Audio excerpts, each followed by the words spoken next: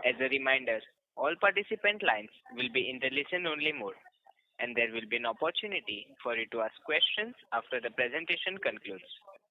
Should you need assistance during the conference call, please signal an operator by pressing star, then zero on your touchtone phone. I now hand the conference over to Ms. Purvangi Jain from Valorem Advisors. Thank you, and over to you, ma'am. Good afternoon, everyone, and a warm welcome to you all. My name is Purvangi Jain from Valorem Advisors. We represent the investor relations of Shemaroo Entertainment Limited. On behalf of the company, I would like to thank you all for participating in the company's earnings call for the first quarter of the financial year 2025. Before we begin, a quick cautionary statement. Some of the statements made in today's con call may be forward-looking in nature. Such forward-looking statements are subject to risk and uncertainties, which could cause actual results to differ from those anticipated. Such statements are based on management's beliefs as well as assumptions made by and information currently available to the management. Audiences are cautioned not to place any undue reliance on these forward-looking statements in making any investment decisions. The purpose of today's earnings conference call is purely to educate and bring awareness about the company's fundamental business and financial quarter under review. I would like to introduce you to the management participating with us in today's earnings call and hand it over to them for the opening remarks. We have with us Mr. Hiren Gada, CEO, Mr. Argo Chakravarti, COO, and Mr. Amit Haria, CFO. Without any further delay, I request Mr. Amit Haria to start with his opening remarks on the financial highlights. Thank you, and over to you, sir. Thank you, Purvangi, and good afternoon, everyone, and welcome to our earnings call for the first quarter of the financial year 2025. Let me first start by giving you some key financial highlights, after which our CEO, Mr. Hiren Gada, will give you some operational highlights. For Q1FY25, the revenue from operations stood at around INR 154 crores, which was flat on a year-on-year basis. EBITDA loss for the quarter was around 13 crores, and net loss was reported at approximately 17 crores.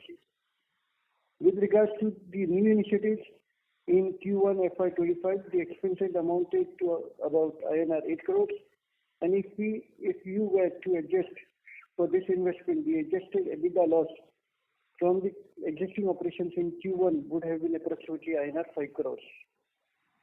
Digital media revenues for the first quarter stood at around INR 69 crores, up by approximately 20% year-on-year. Traditional media revenues for the first quarter stood at around INR 86 crores, which declined by around 11%. Now I would request our CEO, Mr. Hiren Gada, to give you the operational highlights for the period under review. Thank you, Amit, and good afternoon, everyone. During the quarter, viewership of the entertainment category as a whole experienced a decline on both traditional and digital platforms due to IPL, T20 World Cup, and the general elections.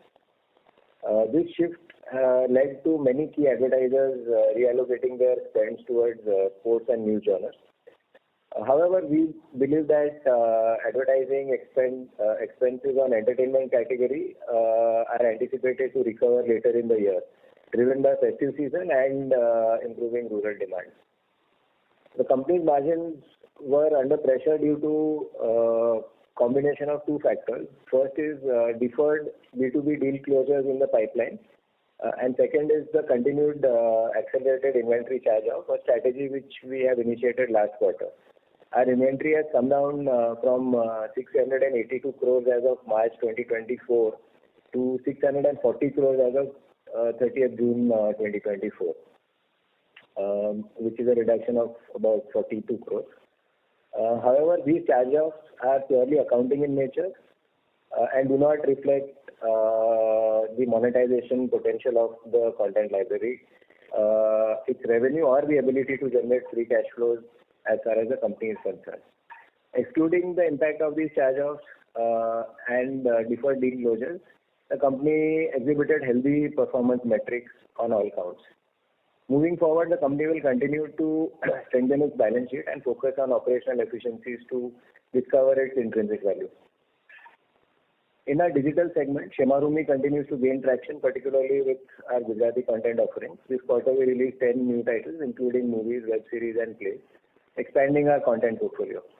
Noteworthy premieres include the blockbuster movies Vash, Yuva Sarkar, and Lagan Special. On YouTube, Filmi Gaane has achieved the remarkable milestone of becoming the 23rd most subscribed channel globally, with approximately 69 million subscribers, reflecting our growing digital footprint and audience engagement.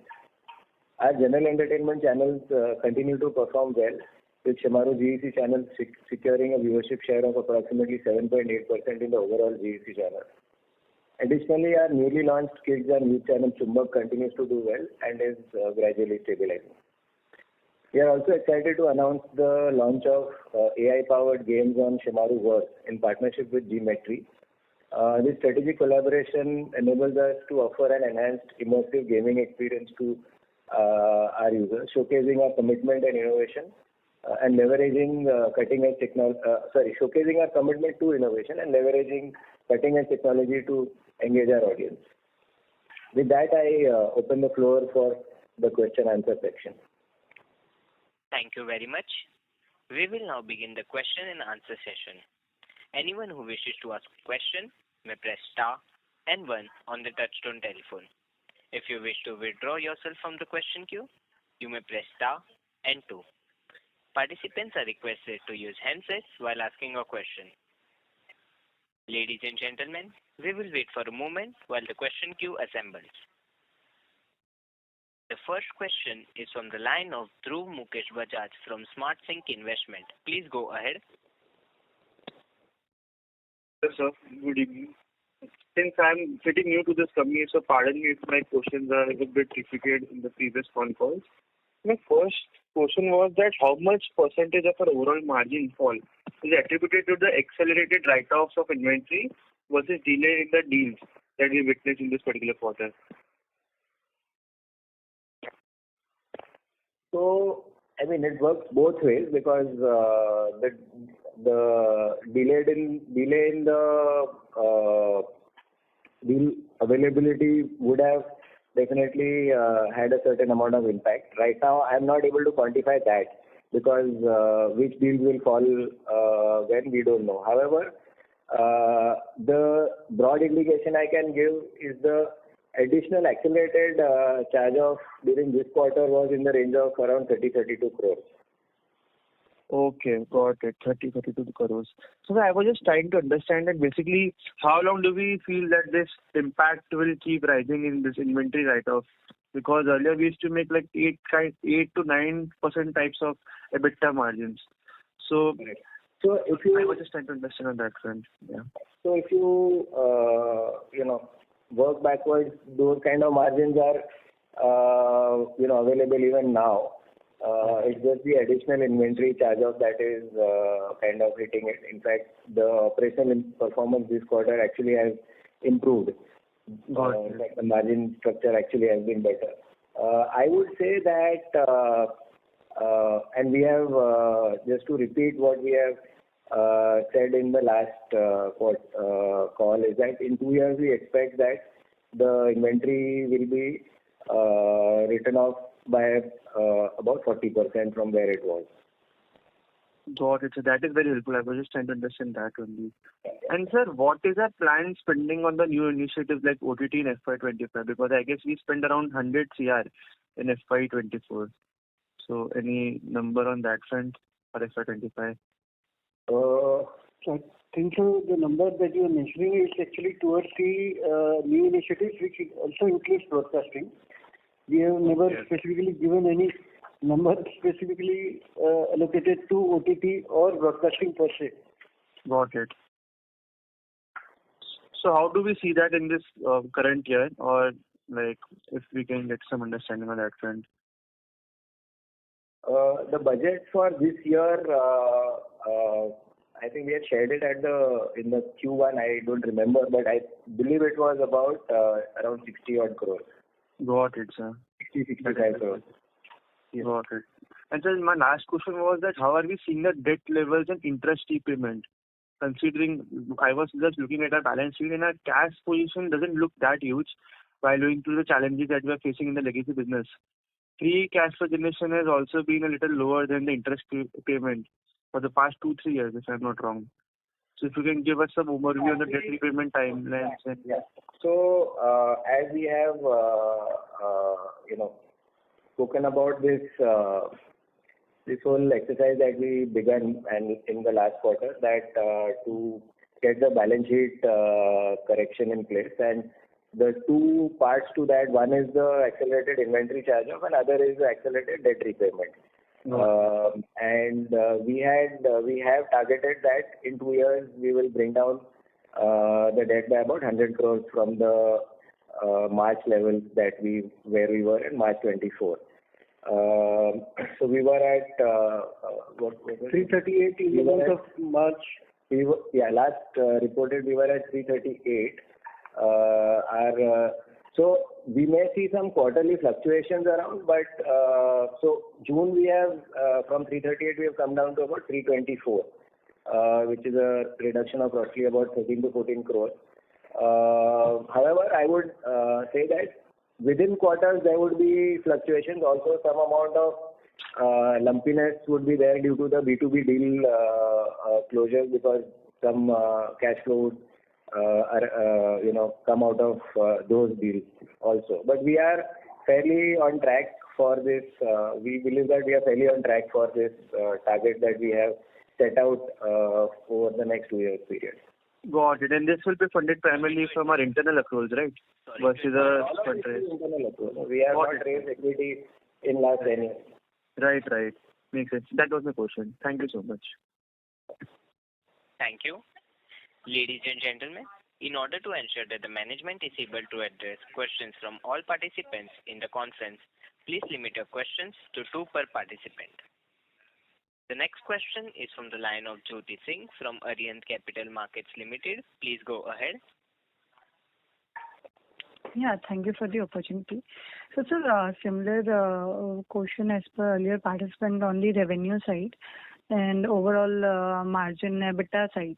So, as per our earlier discussion, you have mentioned we will overcome this election and T20 World Cup thing, and partially will be able to do better. But again, we are on EBITDA loss. So I wanted your comment on that, and for the future visibility, if you can give us some. No, Jyoti, I think just to reiterate, in case you missed the discussion earlier, we have, and in fact, even in last quarter we have shared this, that we have embarked on a exercise to correct our balance sheet through combination of accelerated inventory charge-off and debt charge-off. Now, the impact of inventory charge-off is on P&L, where there is an additional hit, and this was a number I was mentioning in the previous question also, which is in the range of about 30 to 32 crores, between 30 and 32 crores, is the additional inventory charge-off hit that we have taken against what would have been normally the extent. So to that extent, actually our profitability and margins are quite healthy. There is a non-cash accounting charge of additional accounting charge of between 30 and 32 crores on this account. So in fact, and as I shared on the earlier in my opening remarks also, that operational metrics for this quarter actually have been very good. Okay. And sir, further, if you can guide us for the future reference, what are expectations for the upcoming quarter? So while we have never had a practice of giving forward earnings guidance, but what we are seeing, definitely we expect that in the festive season and thanks to a decent monsoon, we are expecting the rural demand also to revive and kind of steadily grow back. And festive demand-linked spend. So both of these we expect that to fructify around the festive season, which kind of starts kicking in, September, October onwards. So that we are expecting that to be reasonably strong. And secondly, on the operational front, we have kind of been operating on a very tight and strong budgeting, and I would say working on improving the efficiencies strongly. So both these combinations, we are expecting that the operational performance and operational metrics will continue to we are hoping that they will continue to remain strong. So let me just add one more thing to the ongoing here, is the fact that, as Hiren said, we expect the advertising spends to improve in festive and beyond. And also, again, we mentioned it in the previous answer, is that there are some B2B deals in pipelines for closure. That also, once it closes, it fructifies. That also will come to hit the revenue lines in the future quarters. So, sir, Q2 will be decent for us comparatively Q1. I can't say Q2, but I'm saying over the next 3 quarters, we would see those deals fructifying. And festive, as Hiren was saying, festive is basically October, November, because Diwali is on the 1st of November. So the last part of the festive revenues will happen in October, which is actually in Q3. Okay, so basically second half will be better for us. That's right. Okay, thank you so much. Thank you. Ladies and gentlemen, just a reminder, anyone who wishes to ask a question may press star and 1 on the touchtone telephone. The next question is from the line of Yash Kukraja from Equity Capital. Please go ahead. Yeah, thank you so much for the opportunity. Am I audible? Yes. Okay, thank you, sir. So my first question is, what is the current status on the launch of new channel, and how are our existing channels performing? Like, have we reached break-even levels, or how long will it take to achieve that? So this is coming from, given that our revenue has been almost around 150 CR for the past 8 quarters, except 2 which we had B2B transactions. So first question is that. So let me try and answer that, Yash. In terms of new channel launch, we as we said in the last call also, I think we are in the process of evaluating, and the process of evaluation continues. So we'll see how the market opens. We are basically ready from the back end, but when to press the green light is something that we will see as the market evolves. We are not, that is always in the pipeline, but we'll take a call as the year moves on. In terms of performance, I think Hiren mentioned in his opening remarks that the 2 GEC channels are at about 7.8% share, the viewership share in the first quarter. This is also an increase over the last year, same quarter at this time. So we are doing that, and the new channel which we had launched last year, the Chumbak, the kids and the youth channel, has also grown steadily and is very gradually stabilizing. So that's how the channels are performing. We are seeing decent traction for our shows and the various initiatives that we're taking. But at the same time, as Hiren had pointed out, we have been very prudent in the way in which we have costed and budgeted for our shows and so on and so forth. So the channels are doing well. In terms of profitability, that's something which is, we are in the process of continuously launching new shows, and it is a gradual process. In terms of profitability, we have answered this question multiple times in the last 3 quarters. It's an ongoing process, and things are going as per our plan, is all I will say right now. Okay. And sir, could you provide some insights into the quantum and frequency of this B2B transaction? The quantum is something which we cannot say, because it depends on deals and so on and so forth. But normally these transactions are very lumpy in nature, Yash. Okay, so sometimes it all happens in a bulk. It may happen in 1 quarter, it may happen over 2 quarters. But as we are seeing now, we are in advanced stage of discussion. In fact, very close to closure. But closures take its own time because it's multiple agreements and so on and all that. Yeah, there are a lot of process part of the documentation. So, there are also a lot of teams and put a lot of dots in the I's and all that. So there is a lot of process involved. We are well and truly on top of it, and we should see some reasonably good closures towards Q3 and Q4. Because we are already in August, we are almost entering August. So I think towards Q3 and Q4 we should see some reasonably good sized closures. Quantum we cannot say because it all depends on the. Okay, got it. And my last question is, sir, I have one bookkeeping question. Could you provide the operating cash flow figure for Q1? We'll get back to you on that. Sorry, sir, couldn't hear you. Yeah, we'll get back to you on that. Okay. Thank you so much, sir. Thank you. Thank you, Yash. Ladies and gentlemen, just a reminder, anyone who wishes to ask a question may press star and 1 on the touchtone telephone. The next question is from the line of Pradeep Rawat from Yogya Capital. Please go ahead. Yeah, good morning and thank you for the opportunity. So I'm pretty new to the company and I have one basic question. So what do we have in our inventories and why the inventories are being written off right now? Okay,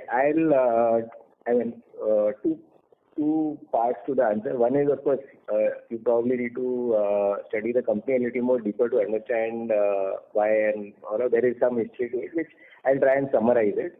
But we can, if there is a longer answer needed, we can probably take it offline later. But yeah, so the inventory is basically all our film IPR or all the content IPR copyrights that we own. So all the Bollywood, the TV shows, the Gujarati content, Marathi, everything, all the content copyright, that's primarily 98% of the inventory would be that, or probably 100% of the inventory would be the film copyright. So that's the formidable library, and that is yielding us cash flow on a daily, weekly, monthly, yearly basis because we monetize that across different platforms. So the short answer to the charge off and all of that is that so during the build up of the digital consumption era, so when the digital ecosystem was kind of growing, and prior to that or in anticipation of that, we have invested significantly to shore up and build our overall content library so that we are ready for the monetization when the digital era kind of unfolds. And this is an investment. In fact, we did our IPO for that. We raised debt and various things. It kind of came in as a stock. Now this stock is extremely valuable. We believe the value of the stock is significantly higher than the book value because the new monetization streams have opened and there is a long tail monetization that is available. However, the feedback we kept getting from a lot of investors was that in relation to the scale and everything, that inventory is on the higher side and so is debt.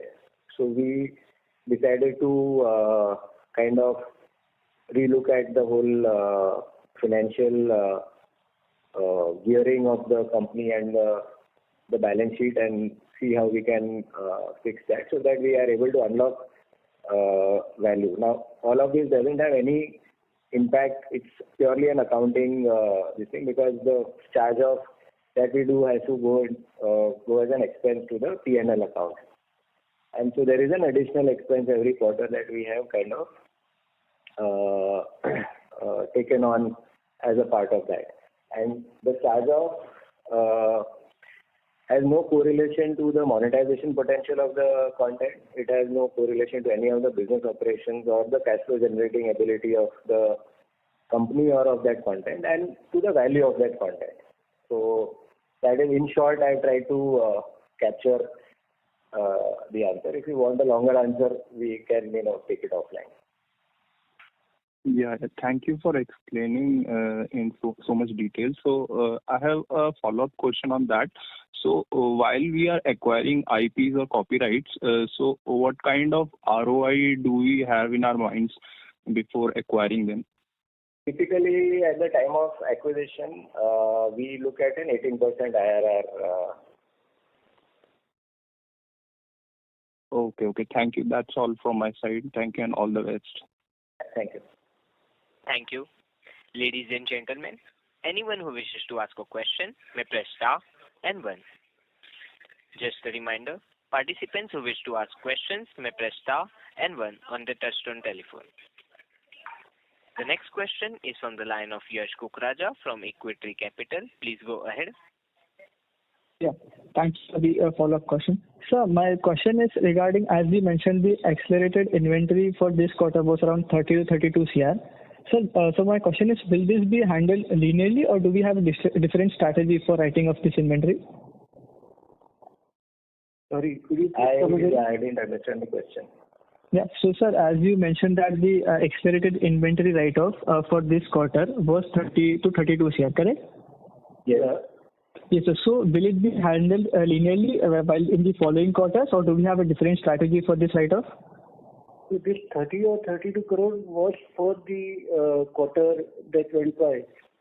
For the subsequent quarters, there will be some additional charge. No. So I'll tell you. Okay.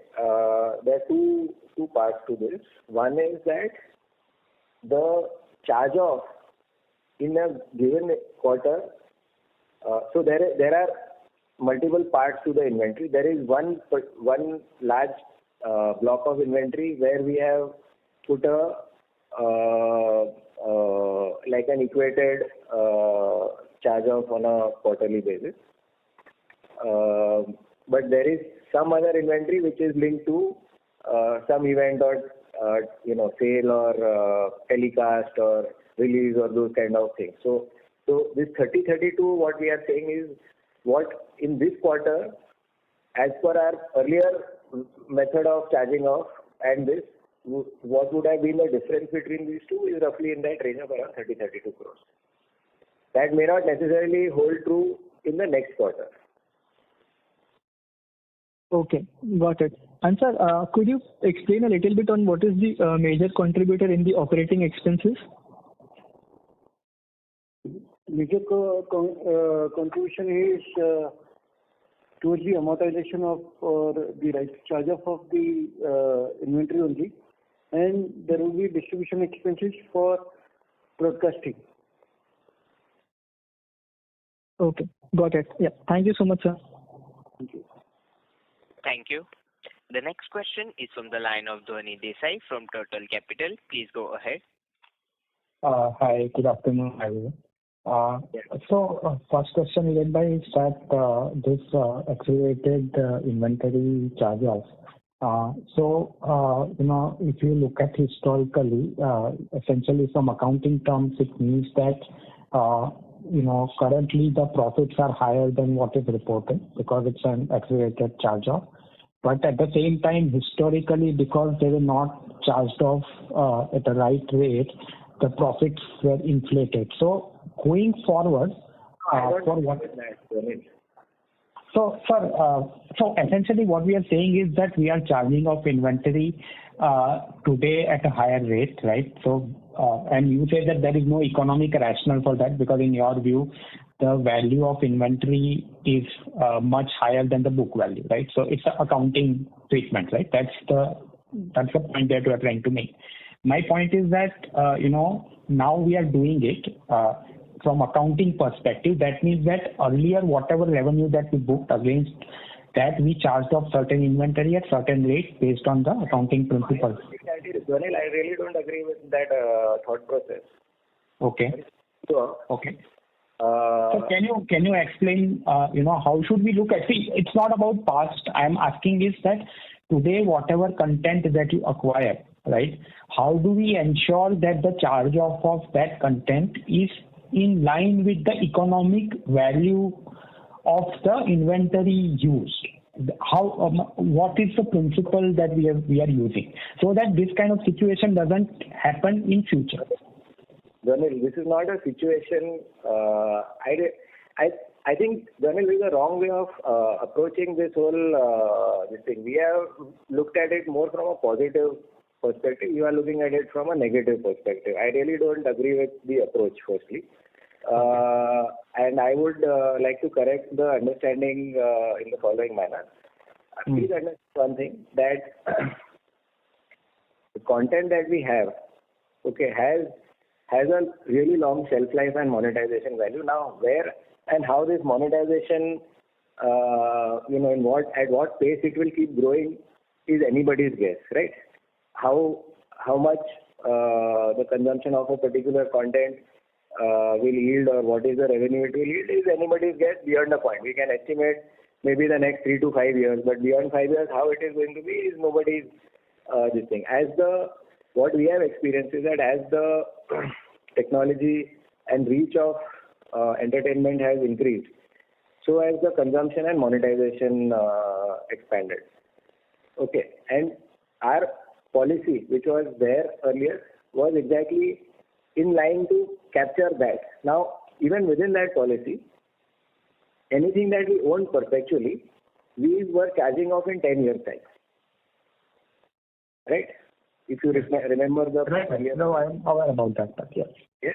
Now, does it mean that after 10 years that content is not going to yield anything? That content is going to yield, continue to yield beyond 10 years. Okay. And therefore, if I would have even charged it off over 15 years, it would have been justifiable. We didn't do that. We just charged it off within 10 years. Now what we are saying is, instead of 10 years, we'll charge it off in 3 years. Right. Okay. So does it mean 10 was wrong and it inflated the profit? It didn't.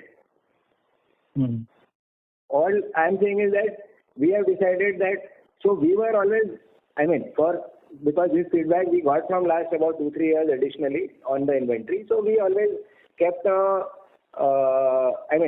own comfort to carry the inventory and stock at this level was always high, because we knew the monetization potential always kept growing, and what was the monetization potential of that library. However, when we looked at and collated a lot of the feedback, we all took a collective decision that this inventory, let's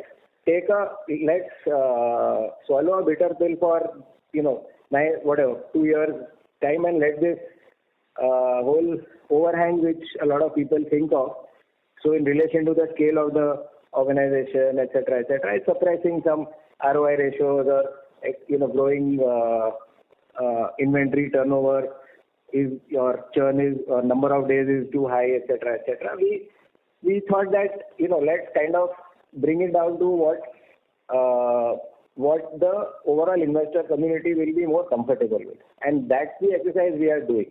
This is not at all got to do anything that charge earlier went was overstated or under reported or those kind of things. I beg to differ on the.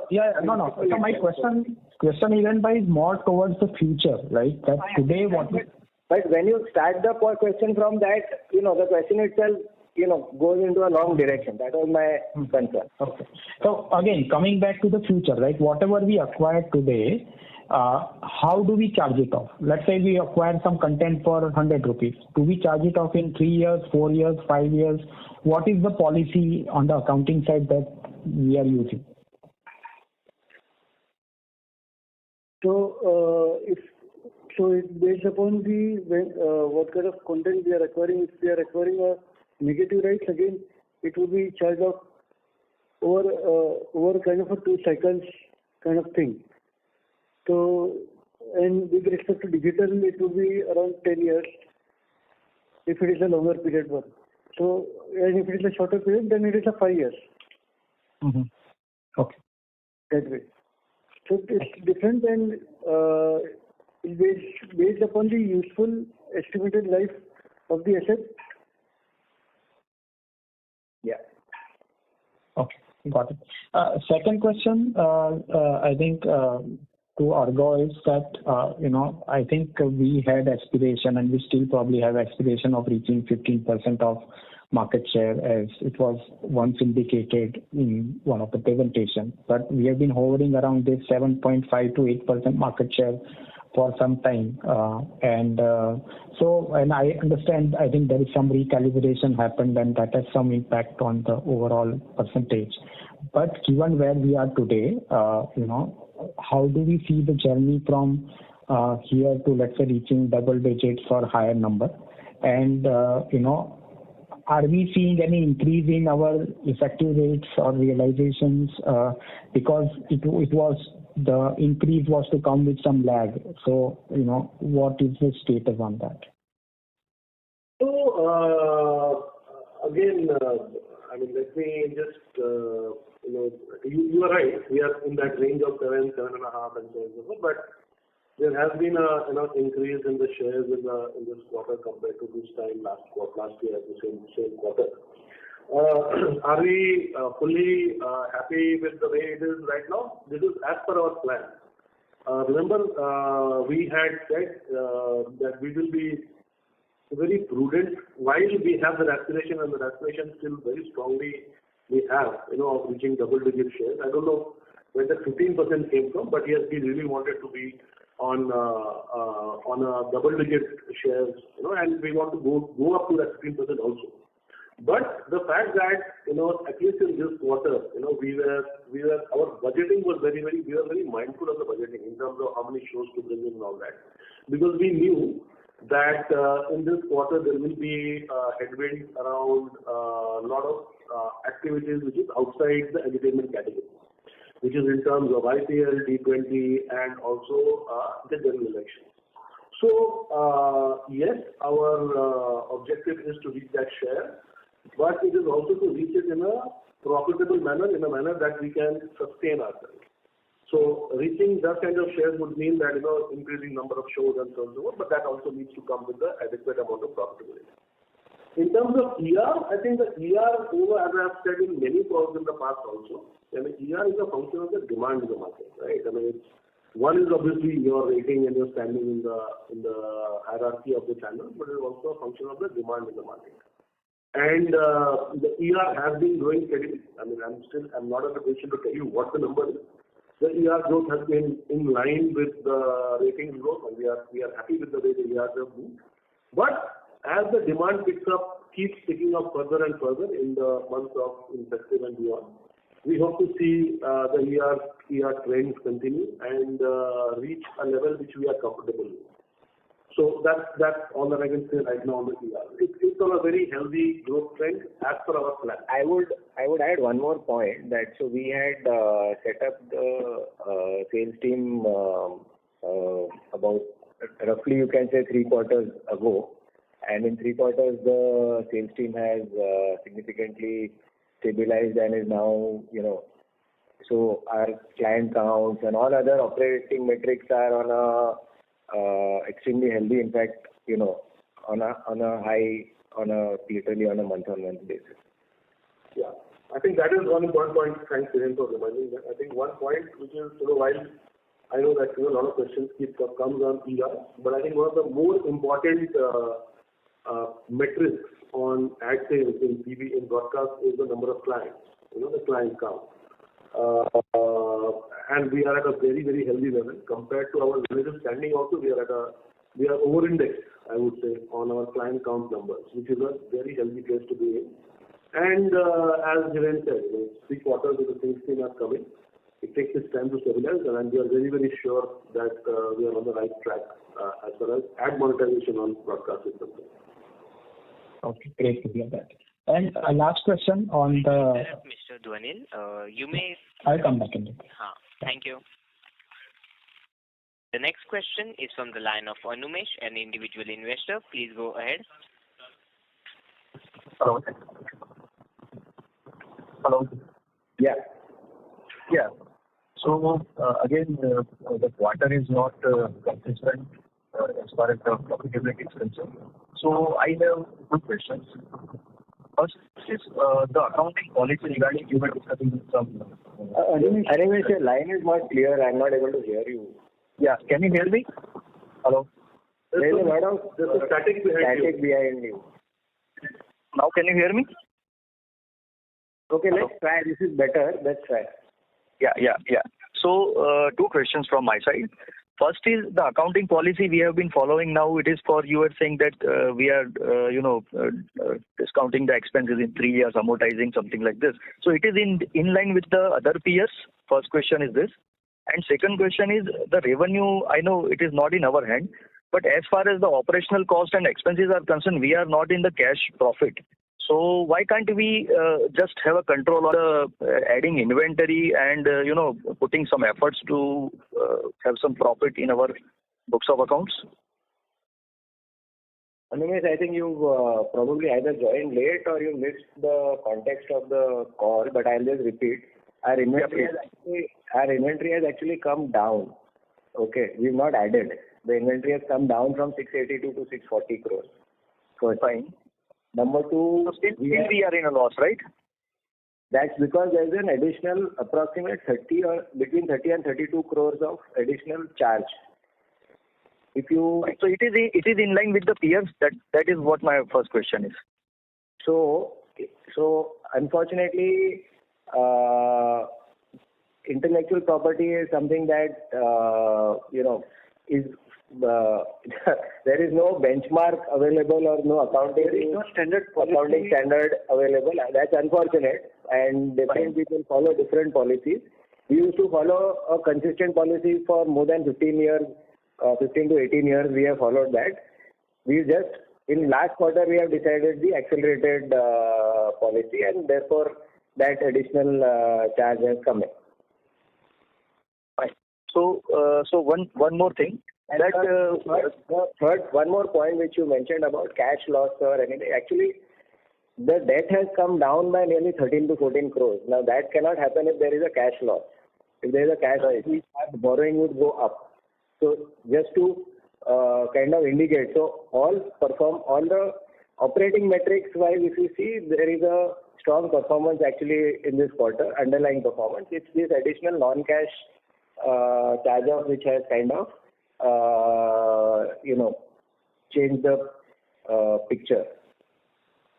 Okay, perfectly fine. And one last question is, I have just gone through that we have added, we are also part of the Jio, Fiber and other platforms, right?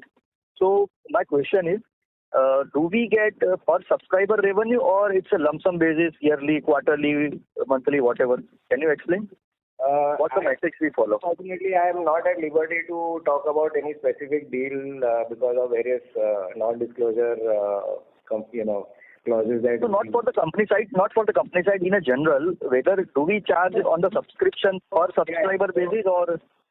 So there are different models in which we work, and there is no specific any transaction based that okay we do this with this or this with that, but there are different models. So there could be a lump sum number that is arrived at, which is normally arrived at based on estimation of consumption, subscriber base, etc. All of that. There could be a per user number. There could be a consumption based number also, that how many hours of content has been consumed. There could be a ad linked kind of number. There could be different. There are at least 4 to 6 different commercial models that and each platform works differently, and we partner with virtually every platform where entertainment is served. Yeah. That is noticeable. And are those contracts for a longer period, or it is renewable every year or two or something like that? Typically digital platforms deals are between 1 and 3 years, not more than that, because the space is evolving and growing in different speed. So what is relevant today may not be a relevant price or commercial model 2 years down the line. Television is a much more stable platform, so we typically license our movies, and that's again a trade practice. The industry licenses movies for 5 years at a time. Okay, perfect, Brian. Thank you so much. All the best. Thanks. Thank you. The next question is from the line of Pradeep Rawat from Yoga Capital. Please go ahead. Yeah, thank you for the opportunity again. So I have a couple of questions. With respect to our cash flow, so how much free cash flow do our current business generate yearly? So, Pradeep, this would vary year to year because one of the major swing factor for cash flows is the B2B deals. Yeah, on a We sustainable are expecting for next 2 years, since we have committed a repayment of 100 crores, we expect around that much to be generated in next 2 financial years. I'll try and answer it in a slightly different way. In the last 3 to 4 years, about 4 years I would say, we have invested about, so we have a couple of new business initiatives, which is the TV broadcasting business and the Shemaroo OTT app. And if you see our, every quarter we share what is the net investment that we are making in these businesses. If we look at net of that, each of the last 3 years, we have been generating about probably about 50 to 60 crores free cash flow. However, we have been investing a little more than that, because of which, so typically we've been in, whatever our investment need is there, around 75% is funded through internal accruals and 25% through borrowing, which is something that in the last quarter is what we have changed, and we said that we will be focusing on accelerated monetization and accelerated charge-off. And as a result of that, we are aspiring to repay about 100 crores of debt in the next 2 financial, within, as in 24-25 and 25-26.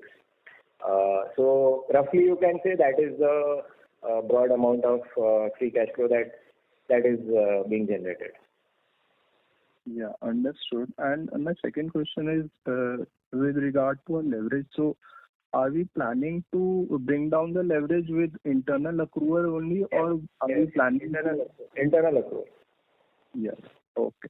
And my last question is regarding our gaming collaboration. So what could be the future potential of this, and are we looking to expand further into the gaming industry? This entire gaming and this metaverse industry is in its infancy. It's in a very infancy stage. We are part of it purely, largely from a futuristic point of view. There is right now we do not see any in the immediate future, we do not see any major monetization potential there. However, there could be a lot of possibilities opening up in the future. And what we are doing is investing just enough to be future ready. We do not expect any returns right now, but we are just keeping this entire thing alive. And from a future point of view, this is something what we have started in this new collaboration is something very interesting, where people can go into a site and play games, AI-powered games using our iconic characters. This is just a start. We are part of this entire process, and we will see how the world evolves. Right now it's very difficult to comment how it will pan out in the future, but we definitely have a hope. I would clarify here that this is not some entry or plan to get into the gaming business. This is more driven from the Web 3.0 metaverse and future of how the whole web internet ecosystem itself is moving. So this is a part of that initiative. If you read last few quarters, we've been doing different partnerships with people like Sandbox and many other partnerships we've announced over the last couple of years, which is all part of the overall theme. of being future ready with the move of technology. Yeah, understood. Thank you. Yeah. Thank you. That was the last question. I now hand the conference over to Mr. Hiren Gada from Shemaroo Entertainment Limited for closing comments. Thank you all for participating in this earnings con call. I hope we have been able to answer your questions satisfactorily. If you have any further questions or would like to know more about the company, please reach out to our IR managers, Valorum Advisors. Thank you and see you next quarter. On behalf of Shemaroo Entertainment Limited, that concludes this conference. Thank you for joining us, and you may disconnect your lines.